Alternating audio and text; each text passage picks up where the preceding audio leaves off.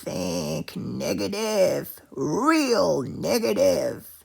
Hello, folks. Welcome back to Horror Channel. This is Goosebumps Boy, and today I'm gonna be reviewing the book Say Cheese and Die Again. Finally, I apologize about the fact that it's been a long time since my latest Goosebumps book review, but I'm going to try to catch up to the end of the series, and I'm going to be taking over with this one, Say Cheese and Die Again. So we're going to keep on reviewing Goosebumps books to the end, hopefully. And yeah, that's pretty much it. So Say Cheese and Die Again. So basically, Say Cheese and Die Again is a sequel to Say Cheese and Die, number 4 from Goosebumps. And this one is, ironically, number 44. So it's about 40 books after the original that we got a sequel at last. And, well, the front cover is pretty interesting. You have basically skeletons, skeleton family. They're in the kitchen, and they're about to enjoy some kind of a, I don't really know what it is. Sounds like a turkey carcass, like skeleton, like you have bones and so on. It's pretty funny since it's Thanksgiving tomorrow, if I'm not mistaken. So it's pretty funny to have that kind of a turkey, even though it's not a real one. But basically, they're all about to enjoy it, and they're all skeletons. But this time, they have pupils. It's not just eye sockets, blank eye sockets. No, this time, they have pupils for some reason. I think it's a little goofy, but I like the front cover still. And the whole thing is actually a picture, right? It's a picture within the front cover, and you have a lot of red in there. Red, like the floor, the curtains. The furniture is brown, like the cupboards, the closets, the cabinets, and so on and so forth. And the blue tablecloth. And yeah, you have a plant in there in the middle of the table, and basically it seems to be withering away for some reason, like it's drooping low. I really like this front cover, and I think it's pretty good. And there's also some orange, like the mother, she's wearing that orange kind of spotted dress, and one of the kids is having this orange t-shirt, an orange t-shirt, and another one has these orange stripes and on a yellow shirt, and the other one, the dad, has a green shirt, which is basically contrasted with the title of the series, Goosebumps. Basically, it's all green, and I really like the front cover, and then the choice of colors was pretty wise in my opinion, and I really enjoy it. So, without further ado, let's move on to the book itself, because I think I feel like I spent a lot of time speaking about the front cover. I apologize about that, but there's just so much to tell, and I really enjoy, letting you know about why I believe these front covers are awesome, and that Tim Jacobus is such a great artist who deserves more recognition, if you ask me. So, what is Say Cheese and Die Again? Basically, same character, same everything. We have our main character, Greg Banks, who was the main character of the previous book, the original, I mean. And basically, he's in a small town called Pitt's Landing. And basically, his English teacher, Mr. Sour, S-A-U-R, who is nicknamed Sourball behind his back because he's kind of a dirtbag, like a very mean teacher, one of those teachers you just hate. Like, at the bottom of your stomach, and to the bottom of your stomach, to the pit of your stomach, right? So basically, he gets this nickname, and this time, Greg, he's gonna go. He intends on going to visit his cousins in the summer, if I'm not mistaken. But in order for him to reach that goal, and for his parents to allow him to do so, he must get an A. And basically, his English assignment is about telling a story that happened to him the previous summer, and basically Mr. Sauer doesn't like it, and he gives him an F. And basically, what is the story about? He's basically telling his teacher and his class about the camera that he found out about, like the previous summer, and basically he gets an F. And so he's so angry about it that he's going to try to get the camera, right? Get back the camera, get the proof that he's speaking the truth. And so he's going to pretty much look for it. He's going to go look for it. And he's going to find it all right. And basically, as he gets it back and starts using it again, starts testing it out again, the nightmare starts all over again. So, yeah, this is basically it, really. I don't want to spoil the book too much or anything, but basically, yes, this is the main premise of the book. Oh my goodness, this book, man, it was so bad. In my opinion, it's one of the weakest Goosebumps books I've ever read in the whole series, I kid you not. So, as a sequel to Say Cheese and Die, it really pales in comparison to it. Say Cheese and Die was so great, so dark, so enjoyable, so interesting. But this book is just so badly written. And I kind of understand the fact that Say Cheese and Die deserved a sequel because it was so good. So maybe Stein was under pressure from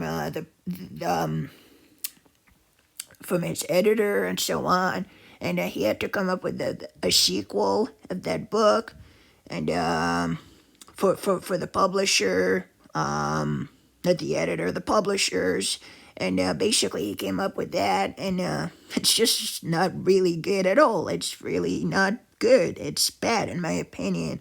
Even the title sounds a little, I don't know, kind of goofy. They went for Say Cheese and Die, and they added again, Say Cheese and Die again. I don't mind the title. I don't mind the picture. I believe those are those are the greatest things about the book. Definitely the picture, the front cover with the colors. The book itself was bad, man. It turns Greg, our main character, into some kind of an idiot, really, like a doofus kind of kid who doesn't even care about anything, who hasn't learned his lesson from the previous summer. Really, really disappointing. Really, really, really. And we have some other characters, namely Michael and Sherry, who were in the previous book. Sherry was okay in this book. There's some bullies also they're gonna be bullying our main character, Greg. And basically, they pretend to be snapping pictures of him and mocking him and ridiculing him.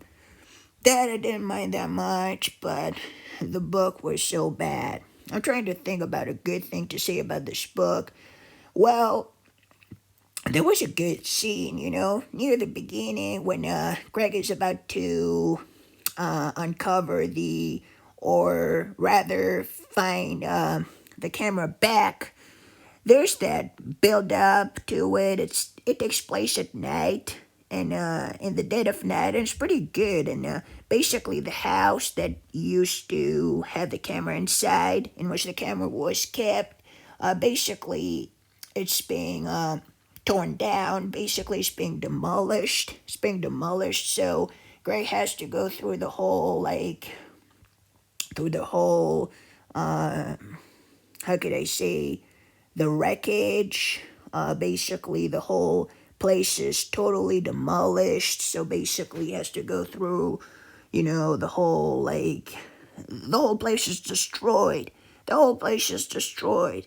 And he has to find his way and find the camera. At some point, I believe there's a scene near a dumpster, and basically he sees something that's scary in the dumpster. I believe that was a pretty good scene. And there's one of the characters, I forgot his name, but basically, yeah, that was the Kaufman house. And yeah, basically, the debris and everything is all falling down.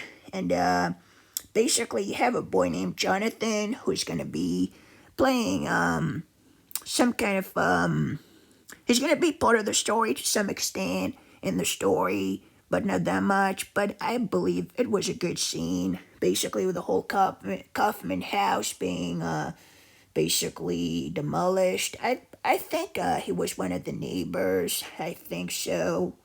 Or his father used to work nearby. Maybe he used to work with the demolition crew for the to basically tear down the house. And yeah, I believe that was pretty much it. I like that a lot, I believe.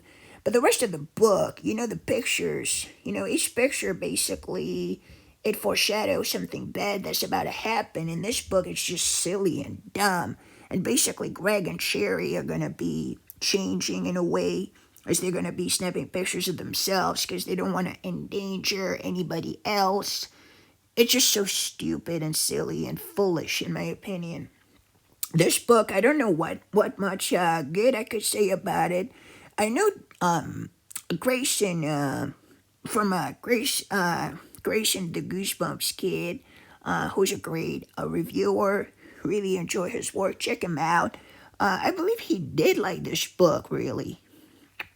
Like I believe I'm not sure, but I heard, if I'm not mistaken, he said that he liked this book. I respect that. I respect the fact that he liked this book. I respect if people like this book. I respect it totally. It's just me. I mean, I didn't like it that much, and I know that I'm not alone in not liking it. A lot of people dislike it. It just was so silly and foolish, in my opinion, and the whole concept of the camera it's being so like dumbed down in this book. Really, it becomes like a parody. Sorry, apologize for that. It becomes kind of a parody of the original. I don't know if that was the intended plan, but it feels like it does. It feels like it parodies the original. I don't believe that it was the intended goal there, but it does. So yeah, this book was okay, maybe. It's very average.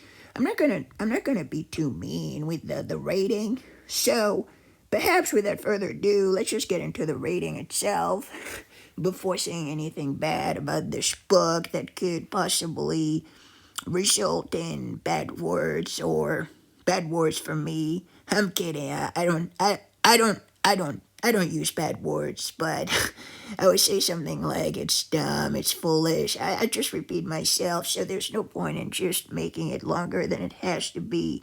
Let's just perhaps end it right here with the rating. So basically, if I were to rate this book on a scale from 1 to 10, on a scale from 1 to 10, I think I'd give it just a 5, It's okay, The only reason why I wouldn't give it any lower lower grade is because it's Goosebumps, and I still like Goosebumps, regardless of how foolish and terrible it gets at some point. It's just a guilty pleasure of mine. Goosebumps is still awesome. Would I reread this book in the future? Possibly. I'm not against the idea. Just the first time I didn't like it, but sometimes as I reread books, I end up finding out that they're not as bad as I thought they were originally, so maybe I'll give it another try in the future, another shot, another try, but just not for now. But yeah, if I were to give this book a rating, I'd give it 5. I'd give it a 5. It's not horrible in a way. It's not awful. It's not like the worst book ever. It's just when it comes to Goosebumps, it's the weakest in my opinion. One of the weakest. Along with Be Careful What You Wish For and some others. It's just not that good. It's kind of bad, but it's not horrible. I give you that. There are worse books out there. It's just not really when it comes to Goosebumps. It's not my favorite. It's not my cup of tea. It's not my cup of tea. It's more like it's not my favorite kind of a Goosebumps novel per se, but it's not horrible either. So 5 out of 10 for me for Say Cheese and Die Again. And I believe that's pretty much it. And yeah, before I end up this review, I'd like to say a few things about the final twist. Yeah, the final twist was rough, but kind of good too. Kind of funny, yet kind of scary and dumb and foolish. A little foolish. I say foolish a lot in that review, don't I? But yeah, a little bit silly and dumb. Not that dumb, like, but still kind of funny, kind of dumb, kind of ridiculous, but kind of scary at the same time. But I liked it. And Mr. Sour, I hate the guy. He's awful. If you ever remember, if you can remember if a teacher didn't like that much in school, well, this one is worse than any teacher you can ever get, in my opinion. You can possibly get the worst teacher in the world, and still Mr. Sour would be worse.